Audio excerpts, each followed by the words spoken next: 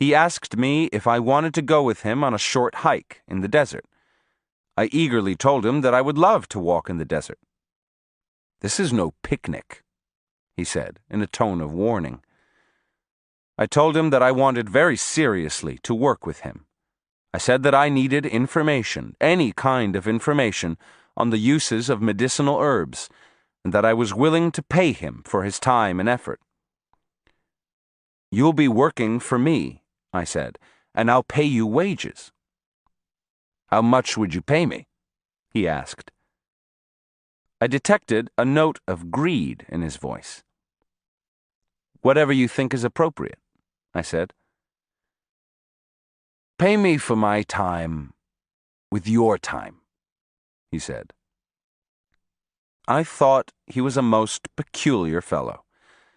I told him I didn't understand what he meant. He replied that there was nothing to say about plants.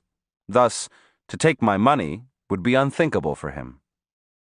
He looked at me piercingly. "What are you doing in your pocket?" he asked, frowning. "Are you playing with your wanger?" He was referring to my taking notes on a minute pad inside the enormous pockets of my windbreaker. When I told him what I was doing, he laughed heartily. I said that I didn't want to disturb him by writing in front of him. "If you want to write, write," he said. "You don't disturb me." We hiked in the surrounding desert until it was almost dark.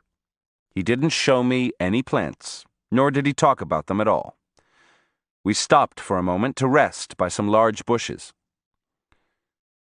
"Plants are very peculiar things," he said, without looking at me. "They are alive, and they feel."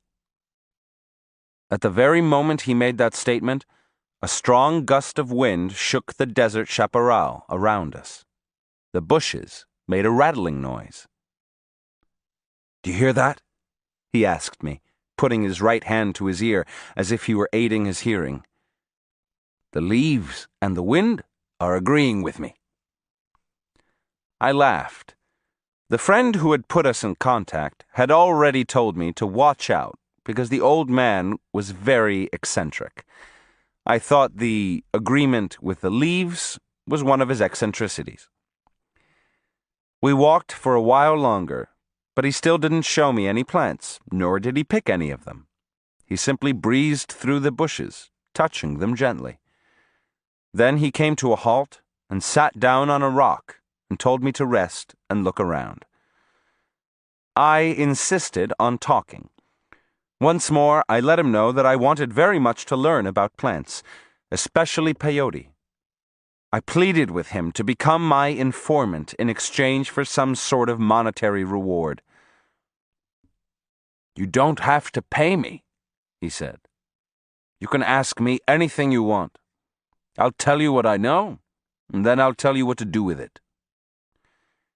He asked me if I agreed with the arrangement. I was delighted. Then he added a cryptic statement. "Perhaps there's nothing to learn about plants, because there's nothing to say about them." I didn't understand what he'd said, or what he'd meant by it. "What did you say?" I asked. He repeated the statement 3 times, and then the whole area was shaken by the roar of an Air Force jet flying low. "There! The world has just agreed with me," he said, putting his left hand to his ear.